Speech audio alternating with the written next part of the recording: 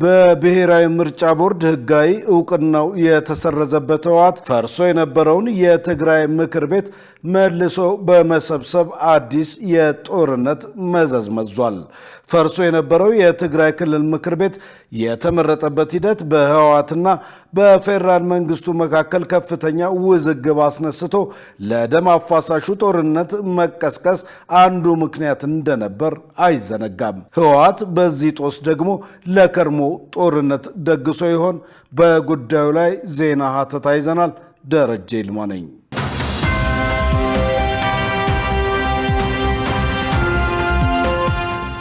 በትግራይ ክልል የተካሄደውን ጦርነት ተከትሎ ፈርሶ የነበረው የክልሉ ምክር ቤት ዳግም ተሰብስቦ የህወሓት ሊቀመንበር የሆኑትን ዶክተር ደብረጽዮን ገብረ ሚካኤል የክልሉ ፕሬዝዳንት አድርጎ መምረጡን ትግራይ ቴሌቪዥን ዘግቧል። በኢትዮጵያ መንግስትና በህወሓት መካከል ጥቅምት 23 ቀን 2015 ዓ.ም በተደረሰው የፕሪቶሪያው ስምምነት ፈርሶ የነበረው የትግራይ ክልላዊ መንግስት ምክር ቤት መንግስት ስምምነቱን ስላፈረሰው በሚል ሰበብ ዳግም በይፋ ስራ መጀመሩን አስታውቋል። ስድስተኛ መደበኛ ጉባኤ ያለውን ስብሰባ ሚያዝያ 27 ቀን 2018 ዓ.ም በዕለተ ማክሰኞ ያካሄደው ምክር ቤቱ ከክልሉ ፕሬዝዳንት በተጨማሪ አፈ ጉባኤና ምክትል አፈ ጉባኤዎችንም መምረጡን አስታውቋል። የህወሓት ማዕከላዊ ኮሚቴ ሚያዝያ 11 ቀን 2018 ዓ.ም ባወጣው መግለጫ ከ6 ዓመት በፊት ክልል ውስጥ በተደረገ ምርጫ የተመረጠው የትግራይ መንግስት ምክር ቤት ስራ እንዲመለስ መወሰኑን አስታውቆ ነበር። ህወሓት ይህንን ውሳኔውን ያስታወቀው ፌደራል መንግስት ከፕሪቶሪያ ስምምነት በኋላ የተቋቋመውን የትግራይ ክልል ጊዜያዊ አስተዳደር እየመሩ ያሉት ፕሬዝዳንት ታደሰ ወረደን የስልጣን ቆይታ በ1 ዓመት ካራዘመ ከ2 ሳምንት ገደማ በኋላ ነው።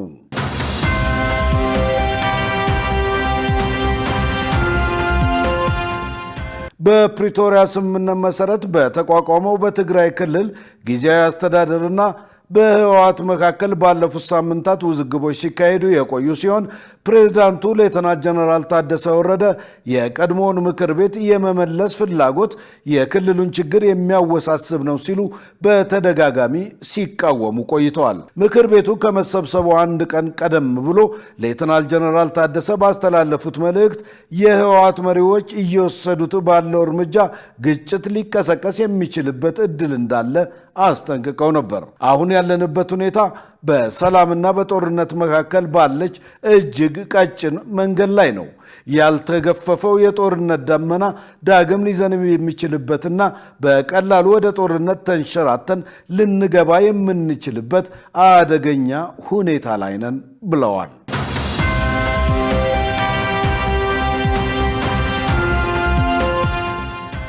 የሆነ ሆኖ በብሔራዊ ምርጫ ቦርድ ህጋዊ እውቅናው የተሰረዘበት ህወሓት ከ6 ዓመት በፊት የተካሄደውና ከፌደራል መንግስቱ ጋር ውዝግብ ውስጥ በገባበት ምርጫ የተመሰረተው የክልሉ ምክር ቤት ህጋዊ ነው በማለት ለማሳመን የሚያደርገው ጥረት ሰሚ ያገኘ አይመስልም።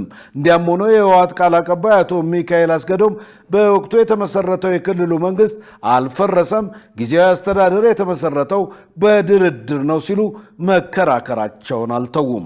እስካሁን ድረስ የፌደራል መንግስቱ ህወሓት የክልሉን ምክር ቤት ስለመመለሱና ፕሬዝዳንት መሰየሙን በተመለከተ ባሳለፈው ውሳኔ ላይ ያለው ነገር የለም። ማክሰኞ ሚያዝያ 27 ቀን 2018 ዓ.ም የተካሄደውና ዶክተር ደብረጽዮን የተመረጡበት የክልሉ ምክር ቤት የመጀመሪያ ስብሰባ ላለፉት 6 ዓመታት ተቋርጦ የነበረው የትግራይ ክልል መንግስት ስራ እንዲጀምር የቀረበለትን አጀንዳ በሁለት ድምፅ ተአቅቦ በአብላጫ ድምፅ ማጽደቁ ተሰምቷል። ከብሔራዊ ምርጫ ቦርድ እውቅና ውጪ ክልሉ የራሱን ምርጫ ኮሚሽን አቋቁሞ ያካሄደው ምርጫ ከአገሪቱ ህገ መንግስት ጋር የሚቃረን በመሆኑ እንዳልተደረገ የሚቆጠር የማይጸናና ተፈጻሚነት የሌለው ነው ሲል የፌዴሬሽን ምክር ቤት በወቅቱ በሙሉ ድምፅ ውድቅ እንዳደረገው አይዘነጋም።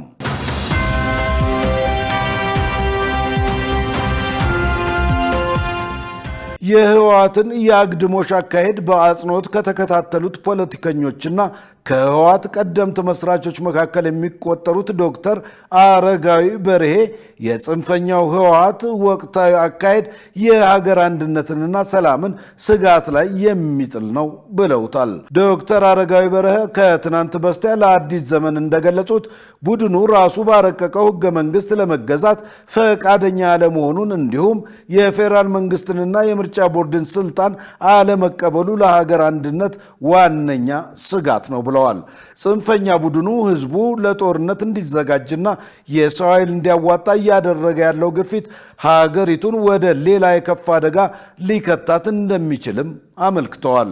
ጽንፈኛው ቡድን ከሀገር ውስጥና ከውጭ ኃይሎች ጋር በመቀናጀት ሀገር የማፍረስ ተልዕኮ እያከናወነ እንደሚገኝ ጠቁሞ የፌዴራል መንግስቱ በአስቸኳይ መፍትሄ እንዲሰጠው አሳስበዋል። ቀደም ሲል በጦርነት ያለቀው የትግራይ ወጣት ሳይበቃ አሁን እየታየ ያለው እንቅስቃሴ ተጨማሪ ሰብአዊ ቀውስ ሊያስከትል እንደሚችል አስረድተዋል። በአንድ ሀገር የፖለቲካ፣ የሃይማኖት፣ የቋንቋና የብሔር ልዩነት ሊኖር ቢችልም ጽንፍ የወጡ ልዩነቶች የሚፈጥሩት ችግር የሀገር ሰላም የሚያናጋ ነው ያሉት ዶክተር አረጋዊ የችግሩ መዘዝ ከባድና ለሁሉም የሚተርፍ በመሆኑ አካባቢው ዳግም ወደ ጦርነት እንዳይገባ ህዝቡና መንግስት ተባብረው ሊንቀሳቀሱ እንደሚገባ መክረዋል። ዶክተር አረጋዊ በሰጡት አስተያየት ማጠቃለያ ላይ መላው የኢትዮጵያ ህዝብ፣ ምሁራንና ወጣቶች ልዩነታቸውን ወደ ጎን በመተው ለሀገር ሰላም በጋራ እንዲቆሙም ጥሪ አቅርበዋል።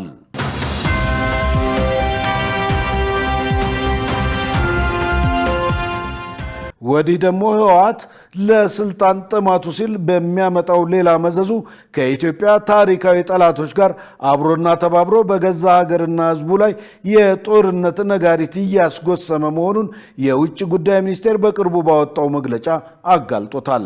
የውጭ ጉዳይ ሚኒስቴር በሱዳን ተፈጽመዋል በሚል ከጠቀሳቸው ጥሰቶች አንዱ ከህወሓት ቅጥረኛ ተዋጊዎች ጋር የተገናኘ ነው። በግጭቱ ውስጥ የህወሓት ቅጥረኛ ተዋጊዎች በስፋት የመጠቀም ድርጊት መታየቱን አስታውቋል።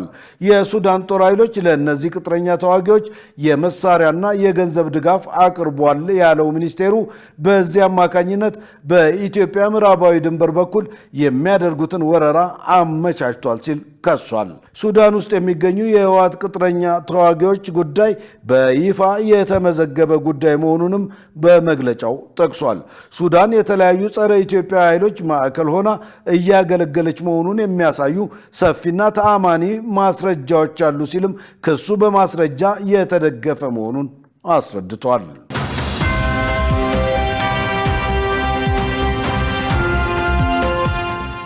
ህወሓት በርካታ የፕሪቶሪያ ስምምነት አንቀጾችን በመጣስ ሀገርን ለጥቃት አጋልጧል፣ ማጋለጡም ተመልክቷል።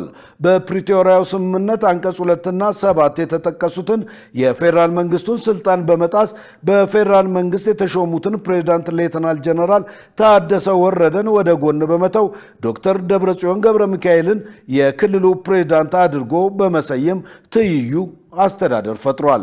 በፕሪቶሪያው ስምምነትም ሆነ በህገ መንግስቱ አንድ ብሔራዊ የመከላከያ ኃይል ብቻ እንዲኖር ቢደነገግም ህወሓት በሱዳን በኩል ወታደራዊ መዋቅር በመዘርጋትና ከሱዳን ጦር ጋር ወታደራዊ ትብብር በማድረግ ህግጋቱን ጥሷል። የምርጫ ቦርድን ህግ በመተላለፍ ህወሓት እንደ ፓርቲ እውቅና ሳይኖረውና የምርጫ ቦርድን ክልከላ ጥሶ ጉባኤ ማካሄዱ የፌዴራል ተቋማትን ስልጣን የመናቅ አካሄድን ተከትሏል። በዚህ አተያይ ህወሓት ዛሬ ላይ በውስጥና በውጭ ተደራጅቶ የ4 ኪሎን መንበር ለመቆጣጠር ከሚታትር የስልጣን ጥመኝነት ባለፈ ለትግራይ ህዝብ የሚያመጣው አንዳችም የፖለቲካም ሆነ የኢኮኖሚ ትሩፋት እንደሌለ መገመት ለእውነት የሚቀርብ ሐሳብ ሆኗል። ያም ሆነ የትግራይ ክልልም ህዝብ ሆነ የተቀረው ሀገር ወዳድ ህዝብ የሰላም አየር ይተነፍስ ዘንድ መንግስት ህግ የማስከበር ኃላፊነቱን ዳግም ሊወጣ ይገባል።